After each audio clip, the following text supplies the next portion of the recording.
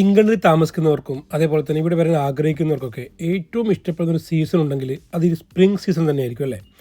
കാരണം എന്താണ്, വിൻ്ററിൻ്റെ തണുപ്പൊക്കെ ഒന്ന് കുറയുമ്പോൾ പ്രകൃതി വീണ്ടും ജീവൻ കൊണ്ടുവരുന്ന ഒരു സമയമാണ് ഈ ഒരു സ്പ്രിംഗ് എന്ന് പറയുന്നത്. അപ്പോൾ സാധാരണയായിട്ട് യു കെയിൽ മാർച്ച് മുതൽ മെയ് വരെയൊക്കെയുള്ളൊരു കാലമാണ് ഈ സ്പ്രിംഗ് എന്ന് പറയുന്നത് കേട്ടോ. നല്ല അതിമനോഹരമായിട്ട് ഇങ്ങനെ നിൽക്കുന്ന പൂക്കൾ, ഇത് തന്നെയാണ് സ്പ്രിങ്ങിൻ്റെ ഒരു പ്രത്യേകത എന്ന് പറയുന്നത്. മനസ്സ് മൊത്തം നല്ല ഫ്രഷ്നെസ് ആയിരിക്കും.